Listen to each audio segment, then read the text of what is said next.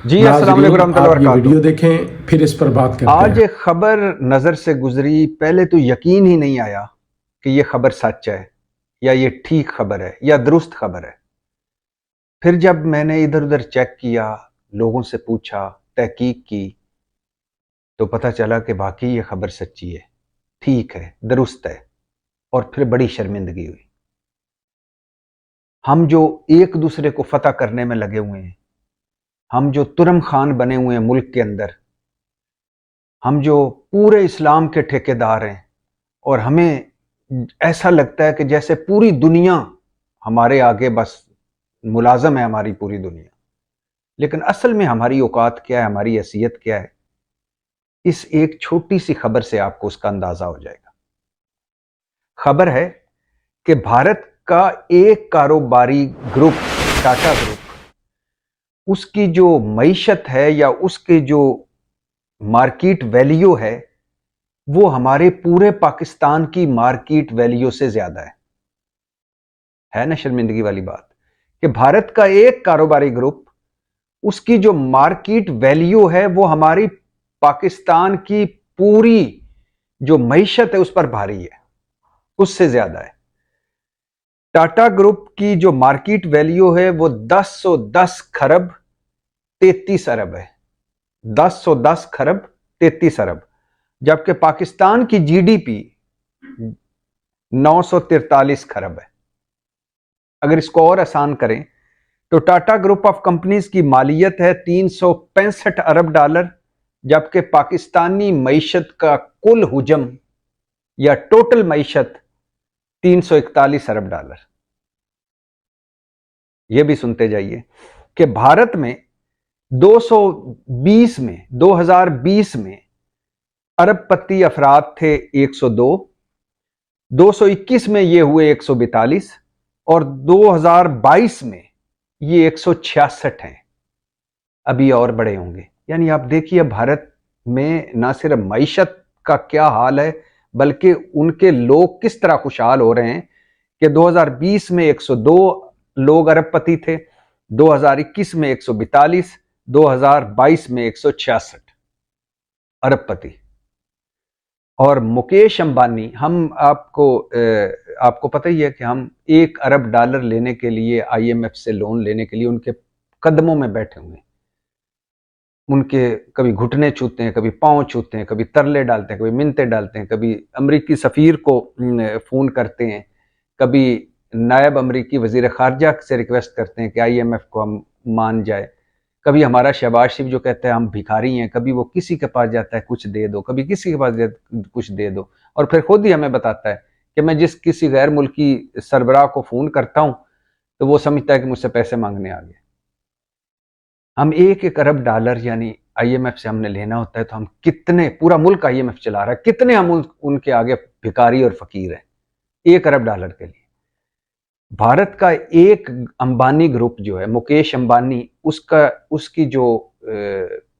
उसकी जो market value छोड़ दीजिए जो अंबानी ग्रुप की, उसके जो दौलत है मुकेश अंबानी के पास वो 100 अरब डॉलर है।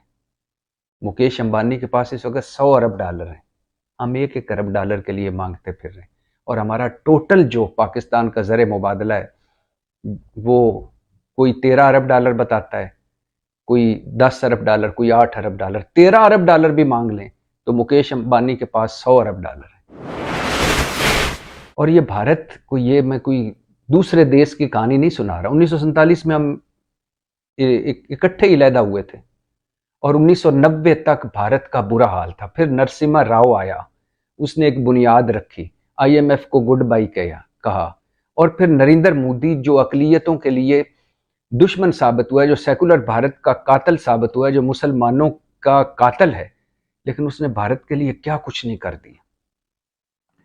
इस वक्त अमेरिका, चीन और रूस आपस में मुत्तफिक नहीं, लेकिन भारत पर मुत्तफिक है। तीनों भारत के बिजनेस पार्टनर हैं। ईरान और सऊदी अरब में आपस में इख्तलाफात हैं, लेकिन दोनों भारत के बिजनेस पार्टनर हैं। और यूएई तीसरा बड़ा बिजनेस पार्टनर है अमेरिका और चीन के बाद भारत का। अभी यूएई ने 27 एकड़ जमीन दी और वहां मंदिर बनाए 9.5 करोड़ डॉलर का।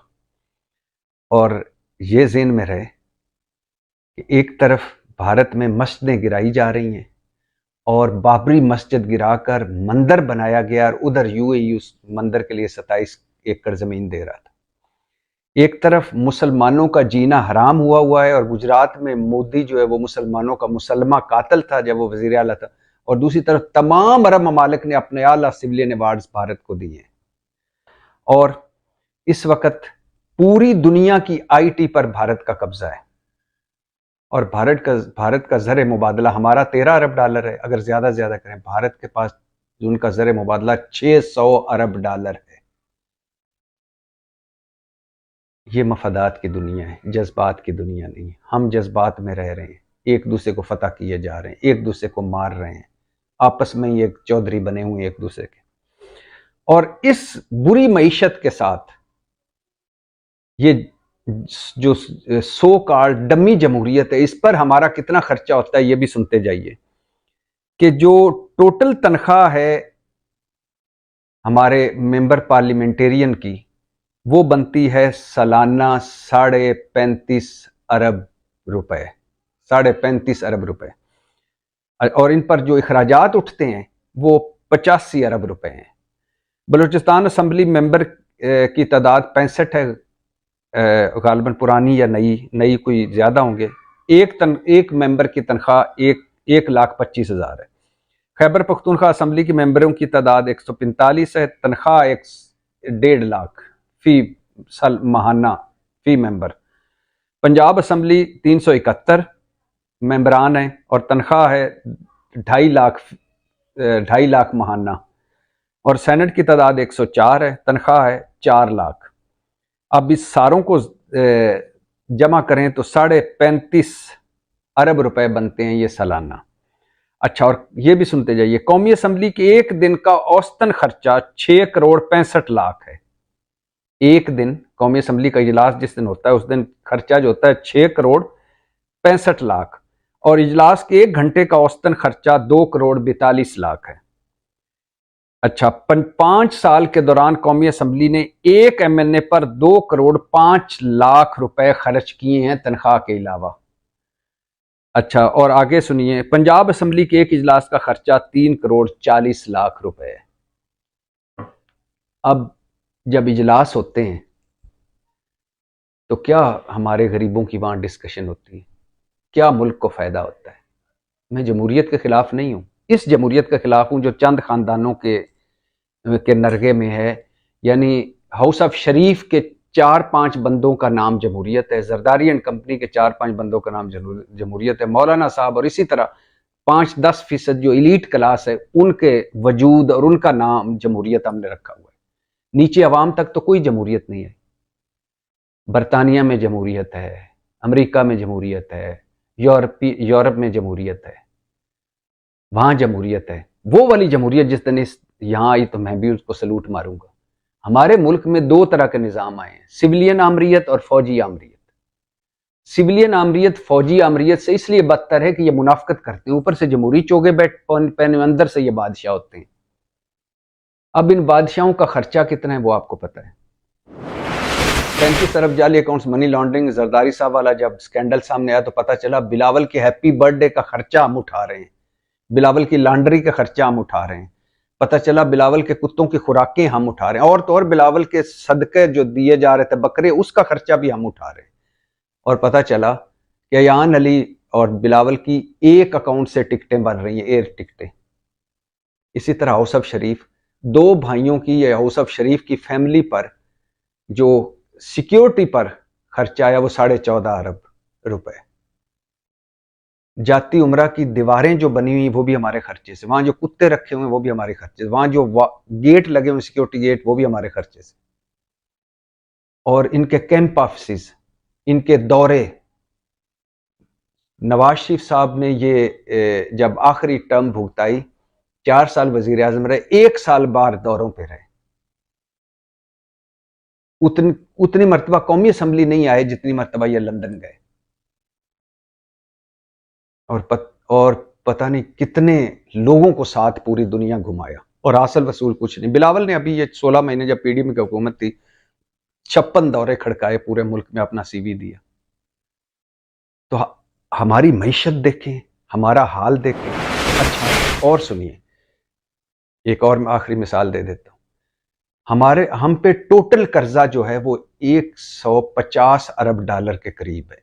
नीचे ऊपर कर लें, इस तरह 150 अरब डॉलर कर, मैक्सिमम कर लें 160 अरब डॉलर कर लें, इससे कम ही होगा। 160 अरब डॉलर हमारा कर्जा है जो हमने देना है। सऊदी अरब की एक ऑयल की कंपनी अरामको, उसका 2022 का जो प्रॉफिट आया था, 21 या 22 का, 21 का या 22 का, तो उसका जो एक साल का सालाना मुनाफा था वो 161 अरब डॉलर था। यानी सऊदी अरब की एक कंपनी का सालाना मुनाफा हमारे टोटल पाकिस्तान के कर्जे से ज्यादा है। ये है हमारी औकात। चौथा बदतरीन पासपोर्ट है हमारा नीचे से। बाहर हमारी टके की इज्जत नहीं है, मुसलमान मुल्कों में भी। जिस मुल्क में पाकिस्तानी का एक तुर्की और एक मेरे ख्याल से चीन में हमारी थोड़ी बहुत इज्जत थी, वो भी पाकिस्तानी पहुंच रहे हैं, 2 नंबरियां करेंगे वो भी खत्म हो जाएगी। जिस मुल्क में हमारा नाम लो वहां वो फौरन आ जाते, उनको मोहतात हो जाते हैं कि पता नहीं क्या कोई 2 नंबरी करने आ गया। दुनिया, भारत चांद पे पहुंच गया, हम चांद नहीं देख पा रहे। ईद पे हम 2 ईदें मनाते हैं, चांद ही नहीं नजर आता हमें। वो सूरज पर चला गया हमारा। हम एक दूसरे को गर्मी दिखा रहे हैं, सवा नेज़े पे एक दूसरे के लिए सूरज ला के खड़ा किया हुआ है, एक दूसरे को मार रहे हैं। तो इस वक्त जब नई असम्बलियां बनने जा रही हैं, नई हुकूमत बनने जा रही है और हमारा वज़ीर-ए-आज़म फिर से कशकोल लेके दुनिया दुनिया में घूमेगा, एयरपोर्ट्स मोटरवे तक गिरवी हमने रख दी हैं, इमारतें गिरवी रख दी हैं, हमें कोई मुल्क मुंह लगाने को तैयार नहीं। अब भी वक्त है। और यकीन करें, करप्शन बहुत बड़ी हमारी प्रॉब्लम है, इसमें कोई शक नहीं। मिसमैनेजमेंट बहुत बड़ी प्रॉब्लम है और इसमें कोई शक नहीं। चोरी बड़ी प्रॉब्लम है, डाके बड़ी प्रॉब्लम है। हम बहैसियत कौम, अकलियत को निकाल कर हम बहैसियत कौम करप्ट हैं, ज़ख़ीरा अंदोज हैं, मुनाफिक हैं, झूठे हैं, इसमें कोई शक नहीं। लेकिन हमारा सबसे बड़ा मसला हमारा है सिंसियर क़यादत, मुखलस क़यादत। और हमारी कैपेबिलिटी नहीं है, कैपेसिटी नहीं है, अहलियत नहीं है क़यादत में। ये दौले शाह के चूहे हैं, कोई इनके पास आइडिया नहीं है, कोई रोड मैप नहीं, कोई पॉलिसी नहीं, कुछ नहीं। इसी वजह से हमारे पूरे मुल्क को रिवर्स गियर लगा हुआ है। पाकिस्तान जिंदाबाद।